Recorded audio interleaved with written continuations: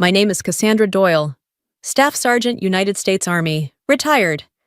The first time I realized my family wanted me gone for good wasn't when they slammed the door in my face after my final tour. It was 3 years later when I opened the mailbox and found a court summons with my own name listed as defendant impersonation of a military veteran. According to the paperwork, I'd been fraudulently using the identity of a deceased service member for benefits, housing, and public sympathy. The deceased me. I didn't drop the envelope. I didn't scream or cry. I just stood there, fingers tracing the edges of the paper, like I needed to memorize the texture of betrayal. The suit came from my parents, filed formally, backed by documents, affidavits, even a death certificate they'd signed themselves. The town started whispering. Reporters called. My work at the local vet center was suspended pending the outcome. They wanted me to speak, to explain. I said nothing. Because there are truths you don't defend with words. You defend them with silence and history. So I waited. I waited through the headlines, the phone calls, the side glances. I waited as they twisted the story until I didn't recognize my own name. And then on the third day of court, as they leaned into their lies under oath, a new voice echoed from the bench. A slow, steady voice that said only this: I served in Iraq with her. And just like that, the room went still. Because the judge wasn't just a judge. He was my witness. I left home the morning after my 18th birthday with one duffel bag, $300, and a signed enlistment form. No hugs, no packed lunch, no one at the door waving goodbye.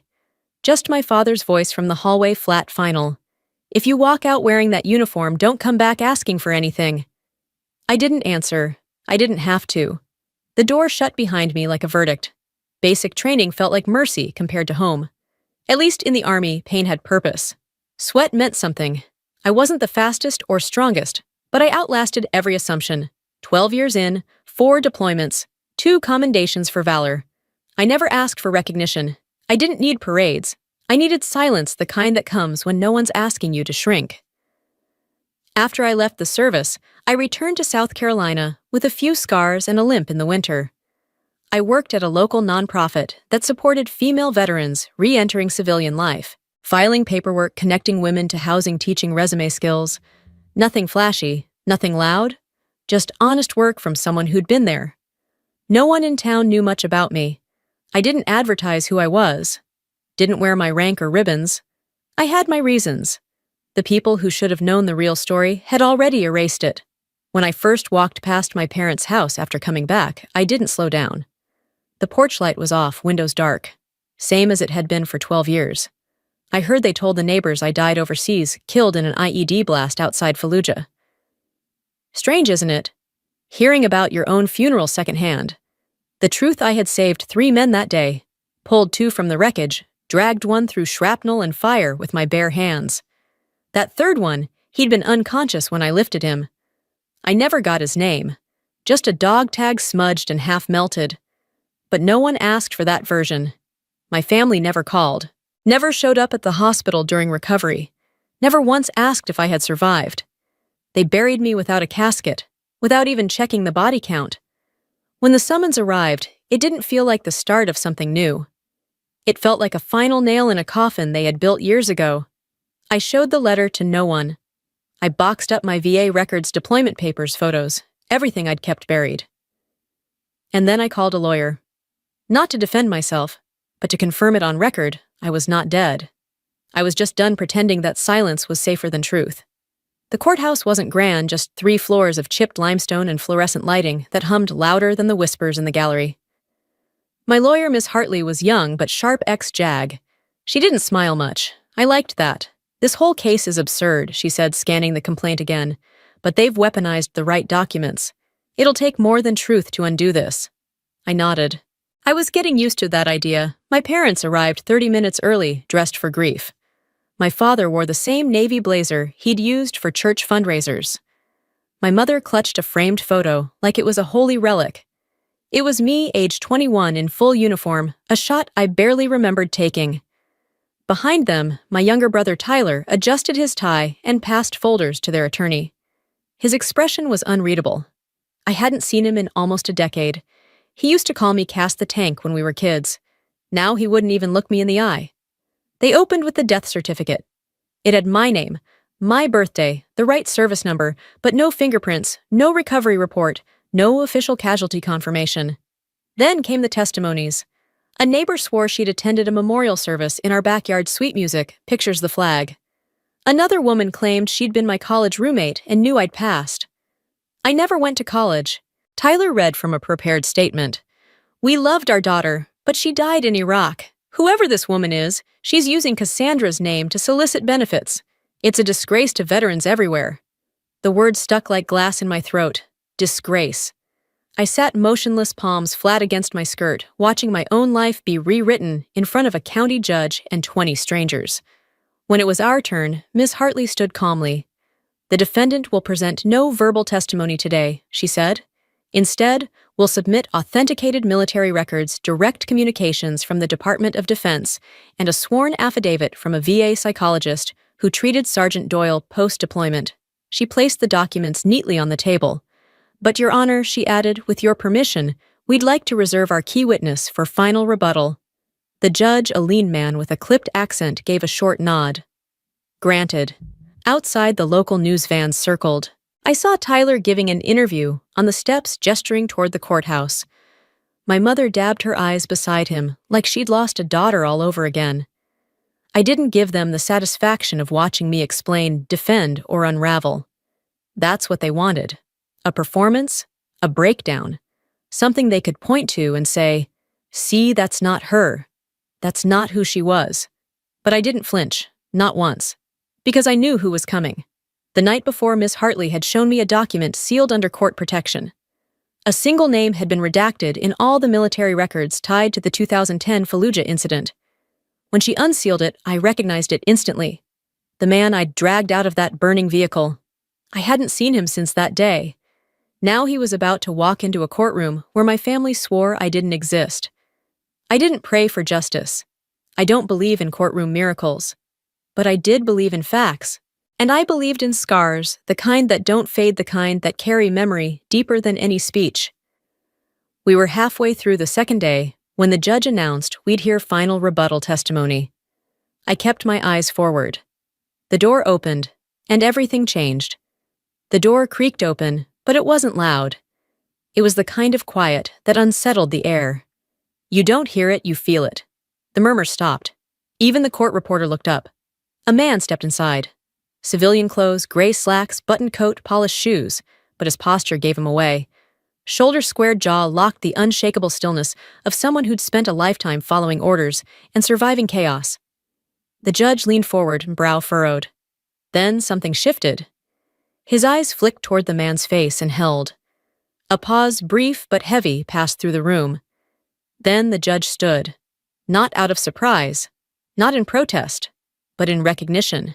He removed his glasses, set them down gently, and spoke not to the courtroom, not to the lawyers, but directly to the man now standing near the witness box. Staff Sergeant Doyle, he said, voice low but steady, you saved my life. Gasps scattered like shrapnel. My mother's hand flew to her chest. Tyler froze mid-turn. My father's mouth parted as if words had deserted him. The judge turned to the room. Before this witness testifies, I need to make a disclosure. In 2010, I was a captain stationed outside Fallujah. Our convoy was hit. 3 soldiers were trapped. I was one of them. He looked at me now, really looked. I woke up in a hospital 3 days later with second-degree burns and a collapsed lung. They said a female NCO pulled me out of the Humvee before it exploded. I never knew her name until 2 weeks ago. He pointed toward me. It was her, Cassandra Doyle, this woman. The plaintiff's lawyer shot up. Your Honor, respectfully, if you're acknowledging a personal connection to the defendant. The judge held up one hand. Calm, controlled. You'll keep your objections for the record. I'm not ruling yet. But you will hear this testimony. He gestured to the man, the same one whose name I'd only seen once on a charred dog tag. Proceed. The man took the stand, swore the oath, sat down with the ease of someone who'd seen much worse rooms than this. My name is Major Tom Reyes, retired. I served with Sergeant Doyle during 2 deployments. In 2010, she was lead NCO on convoy security. We were ambushed on Rote Irish. I was trapped inside a burning vehicle. She got me out. He paused, looked across the room, right at my father. I've heard what's been said here, that she's a fraud, that she's not who she claims to be. I want to be perfectly clear, if it weren't for Sergeant Doyle, I wouldn't be sitting here. He turned to the judge. I would stake my life on her identity because I already did. No one moved. Even the stenographer hesitated between keystrokes. My lawyer leaned toward me and whispered, "That's it." The room just flipped. Tyler's voice broke the silence, too loud, too sharp. "This is insane." She disappeared for years. No contact, no photos, no proof. She didn't disappear, Major Reyes said, gaze unwavering. You just never looked. The judge cleared his throat, returned to the bench, and tapped his pen once. This court finds the plaintiff's claims to be not only baseless, but malicious in intent. The evidence confirms that Cassandra Doyle is not impersonating a veteran. She is the veteran. He looked at my parents' eyes colder now, and I strongly recommend that this court investigate the origin of the false death certificate and any misuse of federal funds obtained under false pretenses. My mother slumped. My father stiffened. Tyler turned pale like the scaffolding of his story had crumbled beneath him. As for me, I didn't cry. I didn't smile. I just breathed. Not the shallow kind you take when waiting for impact, but a full chest-deep breath that reminded me I was still here, still real. The judge glanced down at the papers before him and added more softly, "This court owes you an apology, Sergeant Doyle, and perhaps so does this town." I rose to my feet and gave him a nod. Not because I forgave anything, but because I understood what it meant for a man in his position to say it out loud. The court adjourned. People stood. My mother stayed seated, stunned. My father avoided my eyes. Tyler was already reaching for his phone, probably to rewrite the ending before anyone else could. Major Reyes stepped down and walked toward me. He didn't speak at first, just extended his hand. I took it. "You okay?" he asked quietly. "No," I said. "But I will be." We walked out together. The cameras were waiting. Microphones, flashbulbs, voices calling my name, finally the right name. I didn't stop, didn't wave. But as we reached the sidewalk, I did turn once, just long enough to see Tyler standing on the courthouse steps, alone, no cameras left on him. And for the first time in years, I wasn't the one being erased.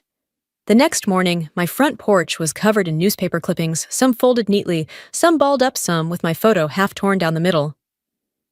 False veteran cleared by court. After judge's testimony, town divided after courtroom bombshell, hero or hoax, the woman who wasn't supposed to exist. I stepped over them without pausing. Let them rot in the rain. The world always moved on faster than people healed. 2 days after the ruling, I received a call from the Department of Veterans Affairs. A woman with a steady voice said they'd reinstated my file along with an official letter of apology, typed, signed, emotionless, but still something. "We regret the disruption caused by this situation, Staff Sergeant Doyle," she said. I almost laughed. Disruption. That's what they called being erased from your own life. Tyler's job at a local consulting firm dissolved within a week. Someone leaked emails showing he'd used veteran family status to secure partnerships. My mother's memorial nonprofit was audited. The IRS froze their accounts pending investigation into false fundraising. But I didn't press charges, didn't sue, didn't ask for restitution. I had what I came for. And it wasn't money. It was name, identity, a record of truth made unerasable. 3 weeks after court, a small ceremony was held outside City Hall, not because I asked for it, but because the judge insisted. No podium, no parade, just the flag, the town seal, and a plaque fixed to the side of the courthouse that read, Cassandra Doyle, Staff Sergeant, U.S. Army. She served. She saved. People came. More than I expected. Veterans I hadn't seen in years. Women I'd helped through re-entry. Even teenagers from the high school ROTC program standing at parade rest eyes locked ahead. I wore no uniform that day. Just a dark blouse and the service pin I kept in my drawer, tarnished but still intact. When the flag rose, I didn't look at the crowd. I looked at the sky, clean open, no shadows. Someone clapped, then others. I turned slightly and saw my former commander in the back saluting. Not for show, not for politics, just one soldier to another. Later that afternoon, I returned to the vet center. My desk was as I left it, quiet, simple, buried in intake files and job placement paperwork. But on the wall outside my office, someone had framed the court transcript, the part where the judge said my name. I stood staring at it longer than I should have. Maybe because it was the first time anyone had ever said who I was in public without shame or condition. That night, I found myself at the Memorial Park on the edge of town. No cameras, no press, just me and the names etched in stone. I ran my fingers over the list. Some I knew, some I didn't. One name stopped me cold, Reyes T. A cousin maybe, or a mistake. But it shook something loose in my chest, because for a moment I realized it could have been mine. They'd almost made it mine. The next morning, I walked into the vet center early and pulled out a fresh folder. Not for me, for someone else. A new case. A woman named Ashley just discharged, no family support, no ID, sleeping in her car behind the Walmart. I met her outside. She looked tired, thin, defensive. "You don't look like someone who knows what it's like," she said after our intake. I didn't argue. Instead, I reached into my desk, pulled out an old photo, me in uniform sleeves, rolled grease on my cheek, half smiling next to a convoy. I handed it to her. She looked down, then up. "Oh," she said. That was enough. At lunch, one of the volunteers asked if I'd seen the op-ed Tyler wrote. "He said he forgives you," she said. "That he hopes you can move on. Forgiveness." I pushed my tray away. That word didn't belong to him. Later that evening, I sat on the back steps of the center, watching the sun dip behind the trees. It was quiet. The good kind. The kind you earn. Major Reyes called just before sunset. "Didn't want to bother you," he said. "Just checking in. You saved me more than once," I told him. There was a pause. "I only returned the favor," he said. We talked for a while about deployments, stupid base food people we'd lost. When I hung up, I sat still for a long time. The porch light flickered on. The world hadn't changed, but something in me had. I wasn't angry anymore, just awake. A few months after the courtroom storm faded, I started teaching one evening a week at the local community center. Nothing fancy, just a workshop for women veterans called First Step Forward. The name wasn't mine. It came from Ashley, the woman who'd once accused me of not understanding. She now ran intake for the entire shelter network in our county. Funny how people rebuild. One night, a girl no older than 12 wandered into the workshop room. Her mother was late picking her up from the ESL class next door, and the receptionist had asked if she could wait with us. She sat in the corner quietly while I closed the session. Then, after the last woman left, the girl came closer. She looked at the bulletin board, at the pinned photos, women in uniforms, women in job interviews, women standing beside each other, like no one was going to knock them down again. She turned to me. "Are you really a soldier?" It wasn't said with awe, just curiosity, the way a child asks if you've ever seen snow in July. I paused, then nodded. I was. She squinted like that didn't line up with the calm in my voice, or the plain clothes I wore. "But you don't yell like soldiers do on TV." I smiled. "Real soldiers don't need to." She thought about that for a second, then pointed at a pin on my bag, the old Army service pin I kept near the zipper. "What's that mean?" I reached over, unpinned it, and placed it in her hand. "It means I didn't quit, even when it would have been easier." She didn't ask anything else after that, just held the pin in both hands, like it might tell her something the world hadn't yet. When her mom arrived, the girl gave the pin back. I told her to keep it. "You sure?" she asked, surprised. "I'm sure," I said. "It's time someone else wrote a better story with it." That night, I drove home with the windows down. Fall had just started to whisper through the trees, and the road was quiet. I thought about the bench at the edge of the memorial park. I hadn't gone back. I didn't need to. Some ghosts only show up when you try to silence them. Others, like mine, stop appearing when they finally see you standing tall.